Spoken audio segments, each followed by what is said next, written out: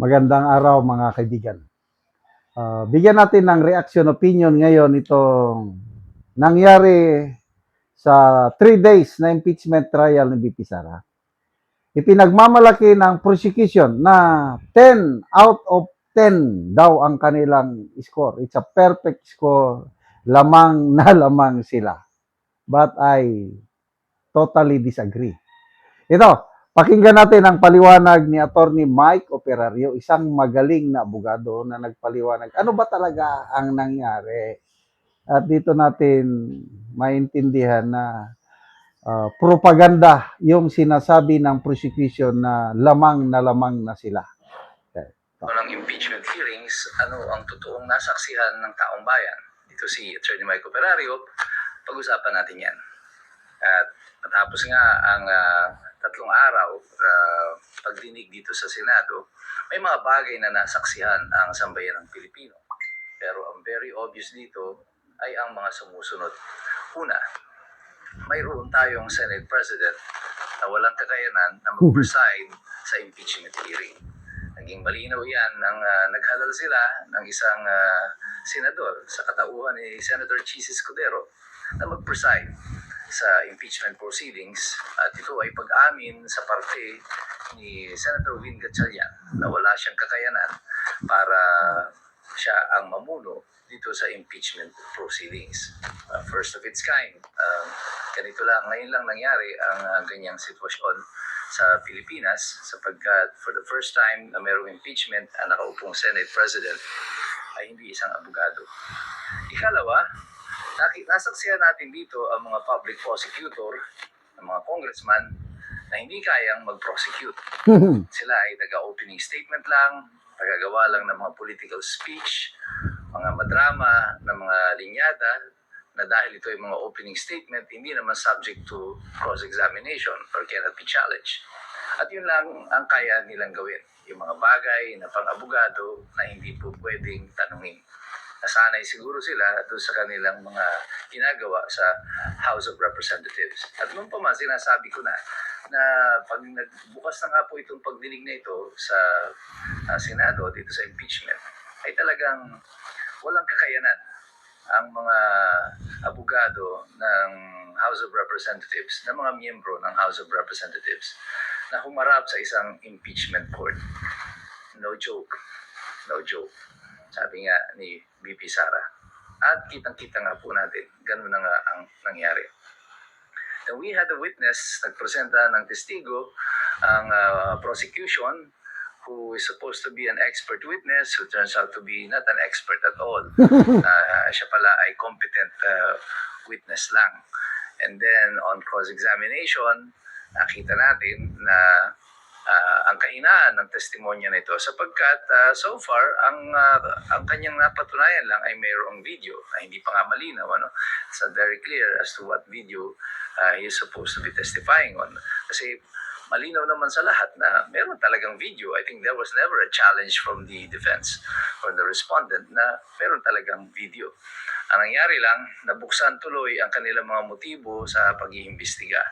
At dito na nga ay pumasok yung mga ibang elemento ng investigasyon na ito.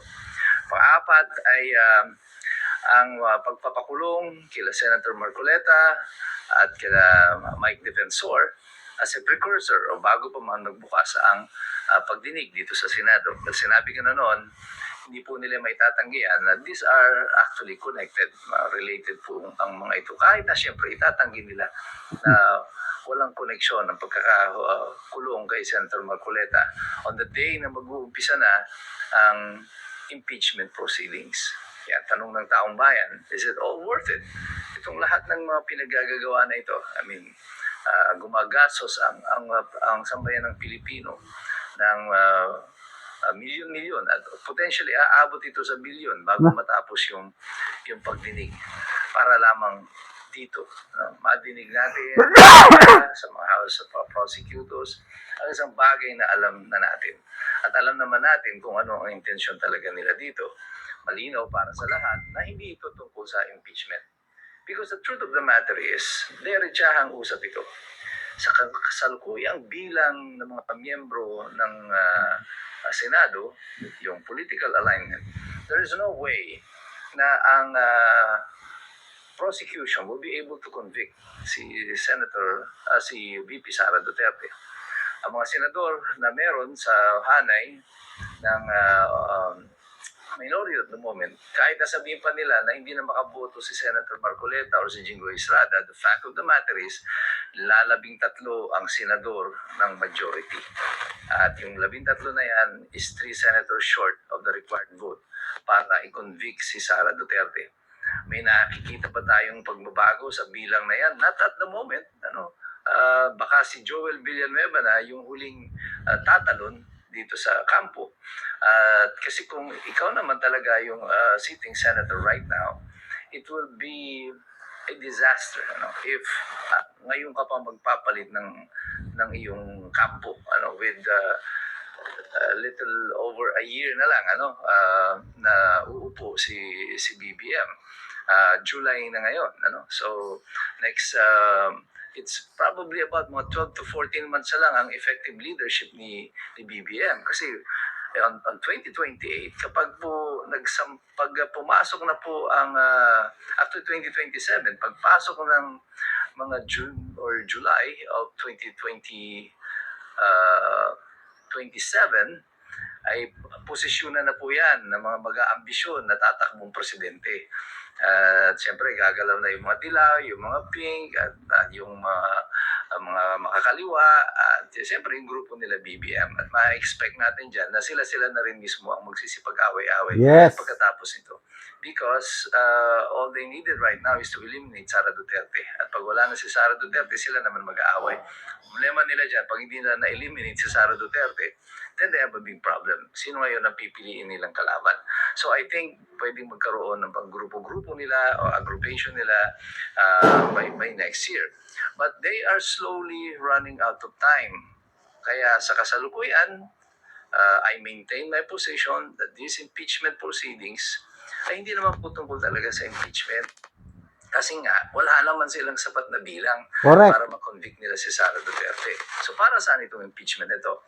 Ang impeachment proceedings ito ay para kumbinsihin kayo, ako at lahat ng sambayan ng Pilipino na masamang tao si Sara Duterte at dapat siya ay ma-impeach. So this is a black propaganda, I think, against Sara Duterte, the same way na si Jejo Marbinay noon, before the 2016 election, ay tinira din ng black propaganda operation ng mga dilawan at sapagkat nangunguna noon si Jejo Marbinay, not by a wide margin, but siyang nangunguna. So he was the prime target for political assassination.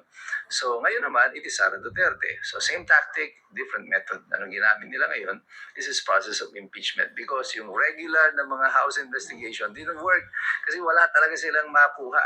So right now, gagamitin nila yung impeachment to do this against Sara Duterte. Second, I think the objective nito is, and I think this is the more important issue here, ay yung pagtakpan talaga ng flood control. Sabi ko nga doon sa isang interview sa akin, yung parang sitwasyon natin is during the Roman times, panahon ng mga Roman.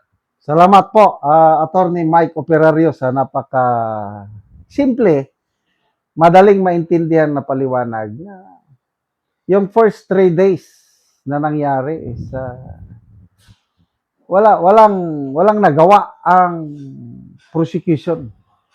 Puros ito lang mga theatrics, drama, at kahit anuman, balibalik ta rin man nila ang pangyayari sa impeachment na ito, hindi nila makukonvict si BP Sara. Kaya, relax na relax si BP Sara. Alam niyang mananalo siya sa impeachment trial na ito. Salamat mga kaibigan sa inyong pagsubaybay sa channel na ito. Nakakatulong kayo ng malaki sa tribong Talanding ng Bukidnon dahil ang sweldo natin sa channel na ito is pantulong sa tribo. Namimigay tayo ng libreng yero at pako para makapagpatayo sila ng mas maayos na tirahan. Panoorin niyo ang video na ito. Sa balay sa Tabangan og yero, so muna ni kadtong gitabang nga yero tungod kay kagahapon ulan man, so wala ko kaanhi, so ila na gyud gi atop, dali-dali sila atop kay ulan man. at least nga dili daw sila maulanan. So muna ni katong gitabang nga yero nga nakaatop na gyud sila. So napulihan na gyud tong ilang atop nga ilang gitangtang nga mga buslot na. So nindot na sad kay nakaatop na sila sa gitabang. Salamat sa Ginoo nga gihatagan mi og sin nga nakaatop na gid mi, nakasilong na mi kay ang among balay wala na naman. Sa salamat mi sa naghatag sa sin. Naghatag salamat. Kagahapon tungod kay gaulan naman, so nagdali-dali na mas pagatop. Oh, kay gabasa man mi. Oo, so excited kayo mga natagaan og yero. Excited mi kayo kay kuan dili na mi karon mabasa og bisag dagan na kay ulan. So, nagpasalamat mi sa Ginoo kay natagaan mi sin, nakaatop na mi, dili na mi mabasa. Nga taba nga sa matagan mi mautruan. Salamat kaayo. Salamat.